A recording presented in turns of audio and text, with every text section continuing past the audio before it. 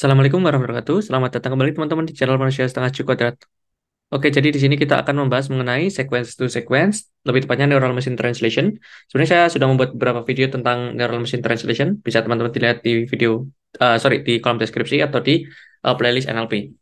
Nah, bedanya nanti saya akan memperkenalkan attention mechanism, tapi di video selanjutnya. Nah, ini untuk sequence to sequence yang biasa ya, Neural Machine Translation yang tanpa attention dulu. Nah, ini pertama-tama kita butuh NLTK library. Kalau belum ada install dulu. Ini boleh kasih minus key, boleh enggak. Minus key itu biar men apa ya? Menghide si ini proses downloadingnya biar enggak muncul outputnya. Kemudian kita butuh beberapa library. Di sini ada NLTK, NumPy, TensorFlow, Unicode Data dan sebagainya. Nah, di sini ada error, bukan error ya, warning ya. Warning ini enggak perlu dihiraukan ya karena bukan suatu kesalahan atau sesuatu yang fatal. Emang kayak gitu aja kayak pemberitahuan. Kemudian di sini kita kasih random seed. Random seed itu untuk mengunci dari randomness suatu data. Contohnya kita punya di neural network kan punya weight ya, metrik W misalkan. Nilainya misalkan 2 kali 2 ya metriknya 2 kali 2 metrik W ini. Berarti 0,7, 0,6, kemudian 0,9. Ini kan random ya. Kalau kita run ulang misalkan, nanti dia bisa berubah ini nilainya. Jadi misalkan 0,6, 0,7, 0,6, 0,5, 0,3. Nah, kita nggak mau kayak gini. Kita mau konsisten. Jadi W-nya itu kalau kita run lagi, run ulang, ya tetap segini ya untuk inisial random wake. Makanya kita kunci. Untuk nilainya sendiri itu terserah kalian. Nah, kemudian kita butuh preprocess sentence. Yang pertama ini kita mengubah pakai Unicode tadi ya, library, dinormalize. Artinya dalam bahasa Prancis atau Jerman atau bahasa lainnya, mungkin ada A yang bentuknya kayak gini, yang nggak standar kita ya. Apalagi mungkin kayak gini, dan sebagainya lah ya. Nah, ini kita harus ubah menjadi A biasa. Gitu. Atau juga mungkin kayak gini ada yang bentuknya kapital ya dan AE kayak gini. Atau bentuknya apa lagi? Em, yang biasa temui kayak gini juga ya. Ozil dan macam-macam. Yang menjadi A misalkan terus menjadi O dan seterusnya. Jadi alfabet yang normal lah. Karena nanti kita akan mencoba translasi bahasa Prancis, bahasa Inggris ke bahasa Prancis. Ini data kita ada bahasa Inggris contohnya go, bahasa Prancisnya va, kemudian apa lagi? Yang terkenal apa ya? Oh, ini hello jadi bonjour. Nah, kemudian hello lagi bisa diartikan sebagai salut. Jadi, satu bahasa Inggris itu bisa diartikan macam-macam ya di bahasa Prancis. Vice versa sih. Kayak Indonesia juga sama. Kalau misalkan bahasa Indonesianya aku itu kan bisa jadi, bahasa Indonesianya I itu kan bisa aku, saya, gue, gua, apalagi an, anak itu bahasa Arab ya, apalagi ya. Ya macam-macam lah ya. Istilah-istilahnya. Contohnya, hmm, kalau di bahasa Inggris kan sama ya, kita dari aku mau di bahasa Inggris kan juga bisa I, me, my, meskipun itu beda penggunaannya, caranya. Intinya satu kata atau satu kalimat itu bisa diartikan dalam uh, multiple meaning ya di sini, kayak gitu, atau multiple form, kayak gitu. Contohnya hello ini bisa diartikan sebagai bonjour dan juga salut. Ya, seperti itulah. Bahasa Prancis bisa jadi memiliki uh, ini ya karakter yang berbeda dari yang standar dari alfabet, makanya kita perlu normalize. Kemudian kita perlu eh ini menambahkan space pada suatu punctuation. Contohnya, I want to eat cake titik. Nah, kalau kayak gini, nanti kalau kita splitting jadinya ada 4. Ada 5. Ada I want to eat cake. Padahal cake itu harusnya ya cake, ya, bukan cake titik. Apa itu cake titik? Nggak ada kan bahasa Inggris cake titik, artinya cake. Makanya kita harus pisahkan titik ini. Jadi, I want to eat cake titik. Jadi 1, 2, 3, 4, 5, 6. Ada 6 token. Nah, kayak gitu. Kemudian di sini kita mengubah ya karakter yang non dari A sampai Z kecil atau A sampai Z besar. Misalkan A sampai Z besar itu ya A, B, C, D, dan seterusnya sampai Z ya. Dan juga tanda pentung, titik, kemudian tanda tanya ini kita ubah menjadi spasi. Contohnya misalkan eh, I like to eat cake. Ini it-nya pakai add ya. Jadi kita akan remove ini, makanya kita gantikan sebagai spasi. Nah, biar nggak terlalu banyak karakter yang unnecessary sih, biar nggak berat pemrosesannya. Kemudian di sini multiple space kita ubah contohnya I like cake, gitu misalkan ya. Nah, ini terlalu banyak nih spasinya. Ya, kita maunya I like cake. Nah, gitu. Jadi cuma satu spasi aja. Nah, kemudian di sini lower ya misalkan ini tadi ya I like cake, kita ubah jadi I like cake. L-nya jadi kecil, I-nya jadi kecil.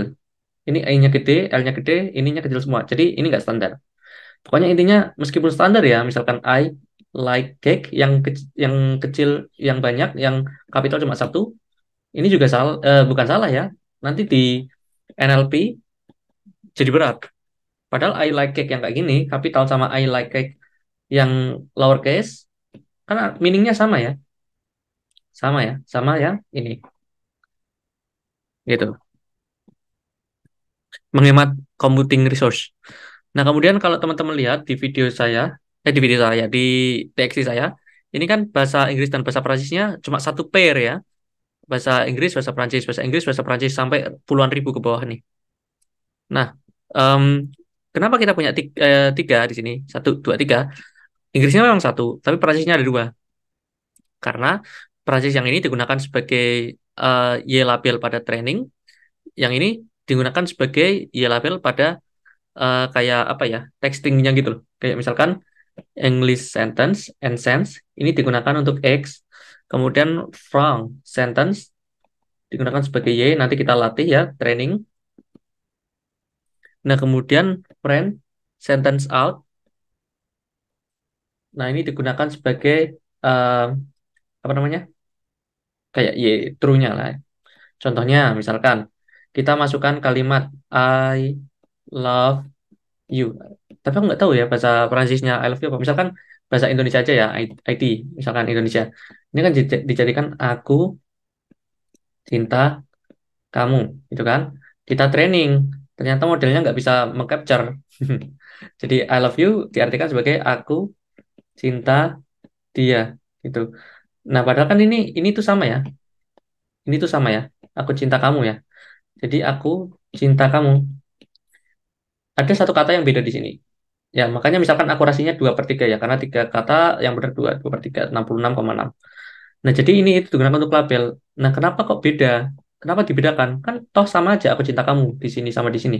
Nah, kalau di Neural Machine Translation yang ini ya, yang from sentence in itu ada sedikit perbedaan dengan from sentence out. Yang tadi aku cinta kamu. Misalkan ini bahasa Indonesia ya. Ini kan berarti tambahkan BOS. Aku cinta kamu. Yang di sini aku cinta kamu tapi kasih EOS. Nah, apa ini BOS dan EOS? BOS itu adalah token spesial yang digunakan untuk penanda, tulisan saya gini banget ya, penanda awal terjemahan. Ini terjemahan asli plus token. Bedanya apa sih maksudnya? Gini contohnya. Ini ya, saya bikin. Dalam Neural Machine Translation ada dua part, yaitu encoder dan decoder. Di encoder, ini kayak gini. Jadi misalkan dikasih inputan I, kemudian em, apa namanya? Dikasih inputan kosong ya, misalkan beginning of sentence misalkan. Kemudian diprediksi OI, kemudian I ini masuk jadi inputan ya. I muncul love, love, love ini ya love muncul jadi you. Nah, jadinya I love you nih outputnya kan. Nah, kemudian dia masuk ke decoder. Nah, ini juga perlu BOS ya, beginning of sentence. Artinya kayak siap-siap terjemahkan gitu. Nah, karena kita tahu I love you, maka bahasa Indonesianya misalkan ya, ini kan berarti kan aku. Munculnya ini outputnya adalah aku. Aku masuk ke sini jadi ini aku cinta. Cinta masuk ke sini jadi kamu. Nah, ini butuh satu lagi sih harusnya. Berarti kamu nanti ke sini munculnya EOS. Nah, jadi Makanya kita butuh BOS ini, ada BOS-nya. Ini yang ini ya, yang front sentence in. BOS kemudian kalimat. Kita usul dulu biar lebih rapi. Oke. Oke, jadi ini front sentence in. Ini ada BOS, kemudian sentence. Kemudian ini outputnya, ini kan aku cinta kamu ke EOS. Ini front sentence out. Makanya nggak bisa kita cuma pakai satu doang. Kayak X sama Y udah. Kemudian ini dijadikan Y true juga. Nanti dibandingkan untuk akurasinya. Nggak bisa. Karena ini mengandung BOS, ini EOS. Jadi ini friend sentence in, ini untuk BOS sebagai inputan, friend sentence out adalah outputnya. Kayak gitu. Nah, ini cukup beda ya dengan model atau case dalam neural network yang lain. Ya, intinya gitu. Jadi kita punya tiga di sini. Kemudian kita punya file txt-nya tadi saya simpan di dataset foldernya ya. Kemudian namanya from.txt. Kemudian kita enumerate, kita splitting ya gitu. Karena ini ya di split ya by tab. Ini tab nih, bukan spasi, ini tab, makanya slash t. Kemudian kita preproses tadi pakai yang function ini. Kita lakukan semua tahap yang sudah kita jelaskan. Setelah itu jadi bahasa Inggris yang sudah bersih dan dia dalam bentuk list dan sudah tertokenize. Jadi kayak gini nanti I love you gini. Kemudian ada kalimat misalkan this apa namanya orange misalkan is delicious dan bla bla bla bla seterusnya. Nanti ini. Nah, jadi udah bentuknya kayak gitu. Nanti bahasa Prancis pun sama. Kita preproses. Nah, kemudian kita karena punya dua, yang friend sentence in kita kasih BOS, friend sentence out kita kasih EOS. Ya, kemudian ya di split kayak tadi biar jadi kayak gini nanti. BOS, kemudian bonjour, kemudian va misalkan, dan seterusnya. Ini yang friend sentence in. Nah, kalau friend sentence out ya berarti nanti bonjour, misalkan va, EOS, dan seterusnya. Kayak gitu. Ya, kita masukkan hasilnya ke dalam list yang sudah kita inisialisasi sebagai list kosong tadi. Nah, nanti kita berhenti ketika sudah berapa nih ya? Sudah number sentence pair. Misalkan di sini, ini saya punya 60.000, misalkan ada 60.000 pairs English, Prancis. Tapi karena terlalu berat ya, misalkan 60.000, maka kita ngambil 1.000 aja, 1.000 pairs. Nah, makanya kita kasih limit di sini. Nanti kita break loop-nya. Nah, kemudian eh, didapatkan suatu token Prancis, Inggris. Kayak gini, ini untuk sentence Inggris. Ada go titik, hi titik, hi titik. Kenapa hanya dua ya? Tadi karena bisa multi arti ya, kayak I titik aja, I titik itu aja bisa jadi aku titik atau saya titik. Ya gitu. Kemudian friend sentence ini bos salut, bos course, dan bos chorus, dan seterusnya. Ini kenapa cuma 5 ya? Karena saya batasi 5 doang. Nah, kemudian yang ini EOS ya di sini ya. Va EOS, salut EOS, kayak gitu. End of sentence. Setelah itu, setelah itu kita coba tokenisasi. Loh, tadi bukannya udah ditokenisasi ya? Ya, bedanya di sini kita masukkan ke dalam suatu Keras engine-nya. Jadi, ini ya, tokenizer-nya itu adalah si Keras Processing Text Tokenizer. Kemudian kita fitting kayak di training gitu ya, intinya lah, sama si Keras biar em, dia mengindekskan. Jadi, kayak misalkan ada kata aku, kemudian Anda, itu apa lagi ya? Apa ya?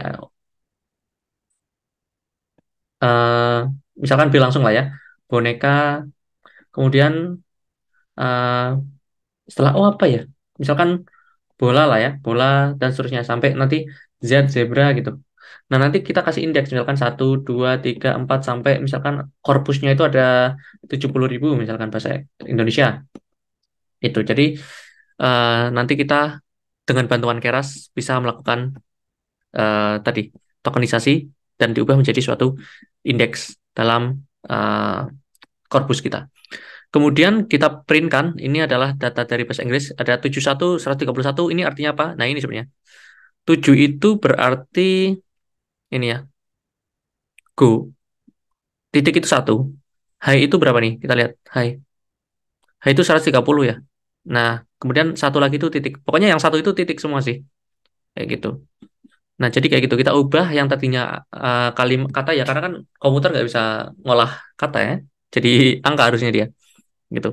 Kemudian kita kasih padding. Artinya, kalau misalkan kita punya aku suka mangga dan juga aku main sepak bola di lapangan, ini D-nya dipisah ya, di lapangan ya. Di lapangan, ini ada 1, 2, 3, 4, 5. Ada 5 token. Ini ada 1, 2, 3, 3 token. Nah, karena cuma 3, kita kasih token kosong. Biar seragam. Kan metrik harusnya ukurannya tertentu ya. Misalkan ini ada 1000 pairs, jadi ada 1000 ya. Kemudian barisnya ada, kolomnya ada 5 tokens. Jadi 1000 kali 5. Bayangkan kalau ini cuma 3, ini cuma 5, ya nggak akan bisa dijadikan matriks. Harus seragam. Makanya ini dikasih 0. Kalau misalkan panjangnya kurang dari 5. Lah kalau panjangnya lebih dari 5 gimana? Misalkan aku pemain badminton profesional misalkan. Kemudian atlet jarum tahun 2000 bla bla bla. Nah karena cuma batasnya 5, ya 1, 2, 3, 4, 5 kepotong nih atlet apa nih nggak tahu kepotong. Nah makanya untuk menentukan panjangnya berapa yuk gimana? Ya bebas ya. Kalian mau lebih pendek dengan resiko nanti banyak kalimat yang kepotong kalau kalimatnya panjang-panjang, atau mau dipanjangin tapi dengan resiko akan banyak nilai nol yang akan membuat model nggak bagus. Memang harus tahu sih panjang kalimat kalian itu harusnya berapa. Nanti itu bisa jadi hyperparameter tuning. Nah kemudian kita bikin ini ya, vocabulary dictionary indexing. Ya, saya run langsung aja biar kalian kebayang ya. Jadi dalam bahasa Inggris ya, dalam 1000 pairs kalimat tadi itu ada dari 1000 kalimat ini ya, ada 380 bahasa Inggris word yang berbeda ya, word Inggris yang berbeda. Ada 709 bahasa Prancis yang berbeda nih. Ya, jadi lebih banyak bahasa Prancis ya, dari 1000 kalimat ada sorry, dari 1000 kalimat ada 709 kata yang berbeda. Sedangkan Inggris cuma 380. Dan panjangnya dari sentence itu Inggris itu cuma 5 dikasih batasnya. Nah, kemudian kalau yang Perancis ada 10 tuh ya. Jadi 1, 2, 3, 4, 5, 6, 7, 8, 9, 10. Jadi kalimat dari Perancisnya lebih panjang. Nah, kenapa 5 dan 10? Yang mungkin itu kalimat terpanjangnya. Nah, word to index itu gimana ya? Kayak gini, misalkan titik itu indeksnya 1, makanya tadi ini ya, yang titik jadi 1 gitu-gitu. Yang tanda pentung itu jadi 3 nih. Makanya di sini 3. Ini kalau teman-teman lihat ini. Ini pentung kan, 3. Kayak gitu-gitu. Nah, kemudian kita sebenarnya juga punya index to word, jadi tinggal dibalik ini 1, 2, 3 dan sebagainya sebagai key, dan titik I, pentung, M, it, dan sebagainya itu menjadi value-nya. Nah, kemudian kita masukkan ke dalam suatu dataset TensorFlow. Datasetnya itu berbentuk batch size 64 misalkan. Kita punya 1000 kalimat, jadi per 64 kalimat dia dijadikan satu grup ya, bukan grup study tour. Ini grup atau batch dengan panjangnya 64 ya. Kemudian kita shuffle biar ngacak itu ininya urutannya. Kemudian em, tapi kalau kalian mau ngacak, ngacaknya sama Perancisnya ya. Misalnya kayak misalkan I love you itu di bahasa Inggris itu berada di urutan ketiga nih, kalimat ketiga. Misalkan ada kalimat pertama, kedua, ketiga. Ya bahasa Perancisnya juga misalkan ti amo, saya juga nggak tahu ya bahasa Inggrisnya apa. Atau ich liebe dich. Ich liebe dich itu Jerman ya. Nah, contohnya gini, kalau ini mau diacak dijadikan nomor satu, ya ini juga harus dijadikan nomor satu, biar nggak merubah arti. Tapi dengan dataset Tuple ini sudah membentuk pairing ya. Kalau ininya I love you jadi indeks pertama, ini jadi indeks pertama juga. Karena dataset kita itu mencakup pairing Inggris dan Prancis. Jadi nggak akan ketinggalan. Yang satunya ditaruh ke atas, artinya masih ketinggalan di posisi yang sebenarnya itu nggak akan. Test size, kayak biasa, bebas. Kalau di sini kita seperempat sebagai data test, dan 3/4 sebagai data train. Berarti berapa tuh 3/4? Seperempat 0,25, berarti 0,75 ya. Itu. Bebas sih kalian mau berapa-berapa. Selanjutnya, ini ya, encoder. Wah, ini harus konsentrasi nih. Jadi encoder itu kan kita perlu layer embedding. Contohnya gini tadi.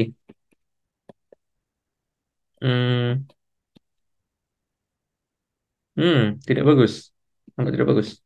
Oke, lumayan. Oke. Misalkan ini encoder, ini decoder. Nah, kemudian di encoder DIM itu dimension dari outputnya nanti ya. Ini kan mengeluarkan output nih. Ini output ya, ini output, ini mengeluarkan output gitu kan. Nah, jadi kita ukurannya berapa? Misalkan satu matriks 1 kali 10 gitu kan. Satu baris 10 kolom gitu kan. Kayak gitu-gitu. Dimension dari vektor konteksnya, konteks vektor. Nah, kebetulan karena ini di bagiannya encoder, makanya disebut sebagai encoder DIM, dimension dari si konteks vektor dari si encoder. Kemudian layer embedding, contohnya kata king, kita pakai embedding dengan K misalkan 3.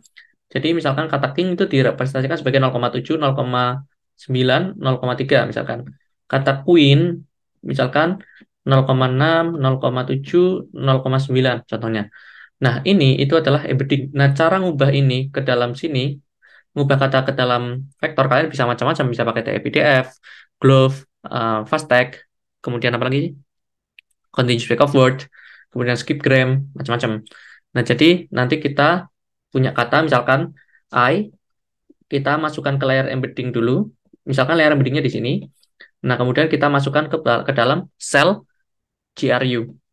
Nah, ini ya, selanjutnya cell GRU. Jadi, kita punya kata word input, masukkan ke cell embedding, kemudian kita masukkan ke GRU. Nanti juga sama I love, kita masukkan ke cell embedding, kita masukkan ke dalam sel GRU kayak gitu. Sel GRU ini yang digunakan untuk mengubah yang tadinya kata kayak gini diambil meaningnya ya. Jadi kayak I love you, kayak kita kan misalkan I love you itu punya vektor embedding sendiri-sendiri yang misalkan ukurannya 3 kali 3 ya. Nah, kalau kayak gini doang ini menjadi satu kesatuan yang terpisah gitu kan. I dan love itu enggak ya kata yang terpisah, padahal kita pengen ini jadi satu kalimat, makanya kita butuh sel GRU ini untuk menggabungkan meaningnya. Jadi yang tadinya aku tok, misalkan jadi aku cinta kamu, kayak gitu. Nah, return sequence false artinya ini, ini nggak akan disimpan sama kita. Ini, ini ke sini itu nggak simpan. Yang kita simpan adalah ininya. Nanti kan dari 3 sel ini mengeluarkan output kan, masukkan ke sel berikutnya, mengeluarkan output, masukkan ke sel berikutnya. Mengeluarkan output dan akan dimasukkan ke sel selanjutnya. Ini bagian encoder. Nah, yang kita simpan itu hanya ini, vektor C, gitu. Nah, makanya return state true. Artinya, kalau kita mau melakukan text translation, kita harus tahu apa kalimat bahasa Inggrisnya. Contohnya ini bagian dari bahasa Prancis kan, decoder, ini bahasa Inggris N, gitu kan. Makanya kita butuh satu vektor yang merepresentasikan satu kalimat penuh ini. Nah, vektor ini berada di sel terakhir pada encoder, namanya konteks vektor atau di sini mungkin apa ya ini namanya ya? Oh, initial state di sini lah ya, atau encoder state. Nah, initial state di sini ini awalnya matriks zero ya. Jadi nilai C ini awalnya misalkan ukurannya 3 kali 3 aja biar gampang. Nilainya 0,0000000000. Setelah di training nanti akan misalkan 0,7, 0,3, 0,5 dan seterusnya. Akan jadi 3 kali 3 tetap, tapi ada nilainya yang sudah konvergen. Kayak gitu. Jadi pertama-tama kita masukkan ke embedding cell, kemudian ke RNN. RNN-nya tipe apa? Tipe GRU. Kemudian setelah itu kita masukkan ke decoder. Nah, decodernya itu kayak gini. Dia punya dimension sendiri ya. Jadi setiap outputnya di sini, ini, itu tuh dia punya ukuran. Misalkan ini 1 kali 10 misalkan ya, si konteks vektornya. Ya misalkan disamain aja 1 kali 10 gitu. Kemudian dia juga punya layer embedding ya, karena kan misalkan eh, tadi BOS, ya kan? Setiap mengartikan ke kalimat bahasa lain, kita kasih BOS dulu kan pasti. Nah, BOS ini kita masukkan sorry, ke atas saja ya, ke layer embedding. Saya kurang nambahkan nih, layer embedding ya. Misalkan dijadikan kayak 0,1, 0,3, 0,2. Nah, kemudian baru masuk ke sel yang berikutnya. Nanti keluar output misalkan eh, I itu kan bahasa Inggris. Misalkan saya ya, saya ini dimasukkan ke bawah lagi sebagai input. Nah, saya ini juga dijadikan vektor oleh layer embedding. Nah, kemudian kita masukkan ke sel GRU lagi, keluar output lagi, masukkan selanjutnya kayak gitu terus. Jadi sama butuh embedding layer, GRU layer, dan di sini ada dense layer. Dense layer itu apa? Dense layer itu digunakan untuk memprediksi. Artinya kalau di ini saya ulangi gambar ya. Set set set set set. X1, X2, X3, ini BOS nih. Ini pasti BOS di sini. BOS, kemudian Y1, Y2. Jadi, masukkan outputnya, keluarkan ke selanjutnya, sel selanjutnya. Kayak gini, kayak gini, kayak gitu-gitu ya. Nah, di sini kita ada, kalau di decoder kita ada namanya dense layer di sini. Oh iya, di sini kan ada layer embedding tadi ya. Ini ini embedding layer, ini ada GRU, sorry ini GRU layer, sama ini GRU layer, GRU atau RNN layer. Nah, di sini ini ada apa namanya? Dense layer. Nah, digunakan untuk memprediksi. Misalkan kata I love you dijadikan aku cinta kamu. Nah, ini yang akan kita simpan kan. Karena ini hasil terjemahannya. Makanya kita butuh dense layer. Kayak gitu. Oh, yang tadi aja belum di-run ya, yang encoder. Oke, udah. Kemudian kita mau embedding dimensionnya 256. Jadi yang tadi saya bilang vector king misalkan ini 3 misalkan 0,1, 0,7, 0,3. Ini kan berarti kan 1 kali 3. Nah, di sini kita pakai 256. Berarti panjangnya ada 256 nih. Kayak gitu. Bebas mau berapa. Nah, encoder dan decoder dimensionnya itu ada 1024 yang tadi saya bilang di sini. Ini konteks vektornya 10 ya, 1 kali 10 ternyata bukan. Di sini 1 kali 1024 ya. Terserah kalian mau berapa. Semakin banyak ya semakin informatif, tapi berat komputasinya. Kita masukkan ke encoder, yaitu vocab size-nya. Vocab size itu ya berarti kayak tadi, kita punya berapa ya tadi? Kita ke atas aja lah ya, di sini. Oh, ini ada vocab size-nya 380 untuk bahasa Inggris, dan ada 709 distinct word untuk si Frong, ya, Prancis. Nah, kemudian kenapa ditambah satu? Ya karena misalkan ada kata-kata zebra. Zebra ini tidak ada di korpus bahasa Inggris misalkan yang tadi 380 itu. Ya nanti dia dimasukkan ke indeks ke 309. Lah, terus gimana kalau ada kata lain misalkan Zulu? Nah, ini juga masuk ke 309. Jadi ini untuk akomodasi kata-kata yang nggak ada di korpus. Ini embedding dimension tadi, kemudian maksimum length-nya untuk bahasa Inggris berapa? Tadi 5 ya. Prancis 10, kemudian encoder dim dan decoder dimension tadi. Nah, kemudian kita sekarang sudah punya encoder dan decoder cell. Nah, dengan ngeran ini nih, kita sudah bisa punya ini, encoder dan decoder cell. Nah, kemudian tinggal kita ini aja, init state-nya aja. Init state-nya itu em, tadi pakai vektor 0 ya. Ya, kemudian kita butuh ini, encoder in. Encoder in ini adalah dataset kita, bahasa Inggris ya. Jadi, encoder in ini kalimat bahasa Inggris, kemudian encoder state ini berupa eh, tadi matriks misalkan 3 kali 3 dengan nilai 0 semua. Kayak gitu. Kemudian kita kan mendapatkan output yaitu encoder output dan encoder state. Nah, encoder output ini apa namanya? Harusnya nggak akan kita gunakan ya. Yang kita gunakan itu encoder state. Encoder state itu matriks C tadi, vektor C. Ini tadi yang kita gunakan untuk menerjemahkan I love you itu direpresentasikan sebagai satu vektor ini sampai nggak kelihatan ini tulisan C-nya kayak gitu. Nah, kemudian dimasukkan ke decoder kan, dimasukkan ke decoder. Nah, kemudian jadi decoder in dan decoder state. Decoder state itu apa ya tadi? Encoder state. Jadi yang tadinya metrik 0 kali 0 3 kali 3 0,0 semua gitu kan. Gimana sih cara ngomongnya?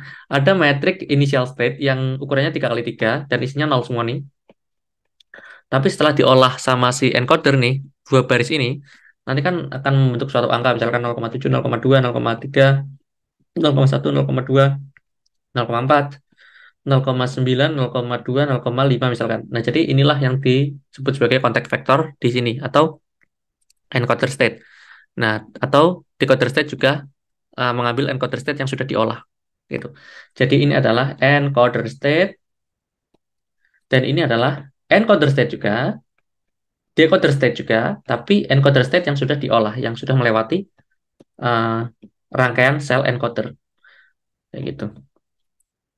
Kemudian, oh ini kayaknya butuh waktu ya. Oh enggak, cepet kok dia. Nah, kemudian kita dalam neural network butuh namanya loss function.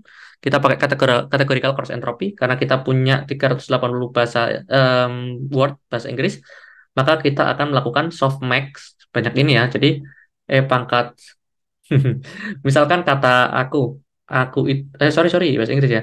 Misalkan I, ini ada di indeks berapa tadi I itu?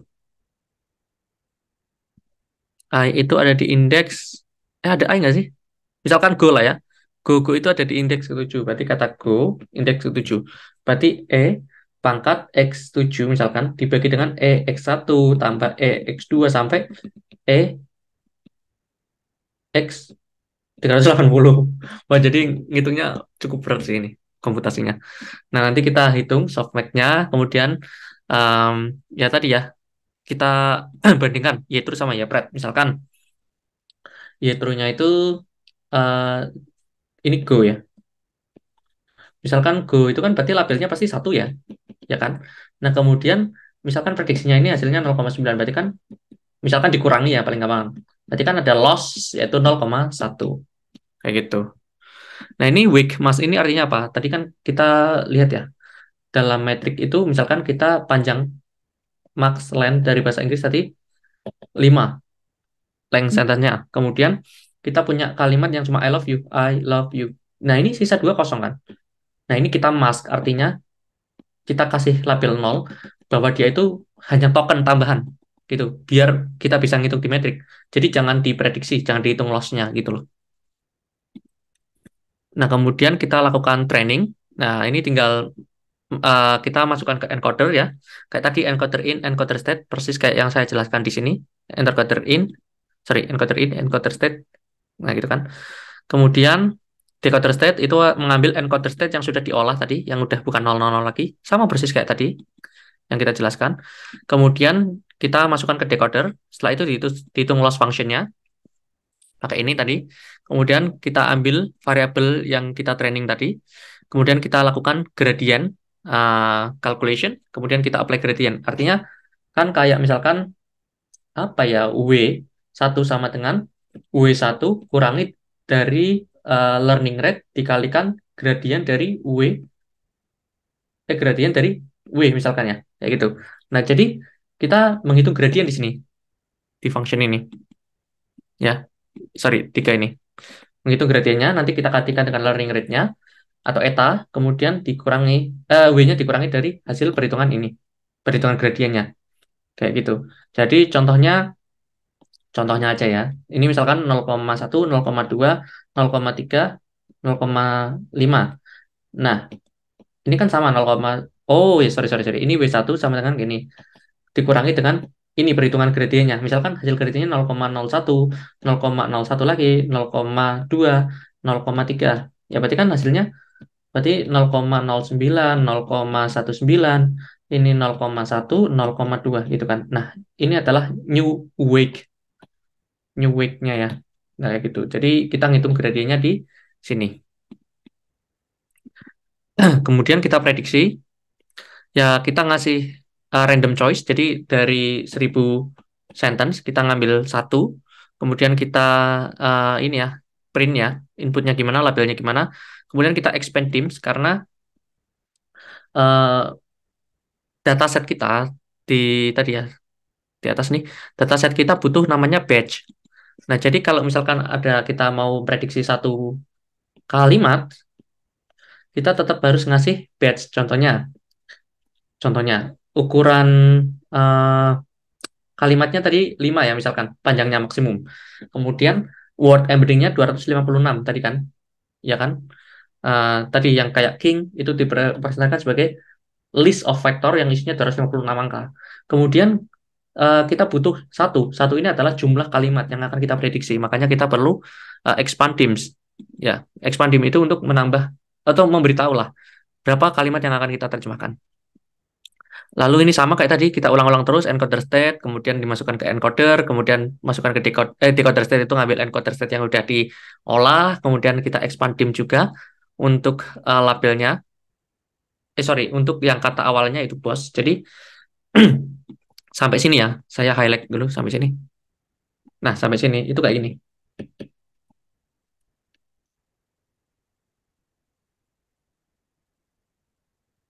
Nah, misalkan kita udah ada encoder in, ini ya, encoder out, ini encoder out, kemudian kita kasih decoder ininya ya, apa namanya, state-nya, sama dengan encoder state ya, ini. Berarti encoder out, encoder state-nya ini, sama dengan decoder state untuk yang in, gitu kan. Di sini kan pasti sama ya, yang keluar dari sini sama dengan yang masuk di sini. Kayak gitu, udah sampai sini nih. Kemudian kita kasih BOS. Jadi kita kasih BOS di sini, kita masukkan. Nah, ini sampai sini scriptnya itu sampai kita menulis BOS di sini. Nah, kemudian kita membuat sentence kosong nih, list kosong yang nanti akan menampung output dari ini. Nanti kan keluar Y1, Y2, Y3 gitu kan.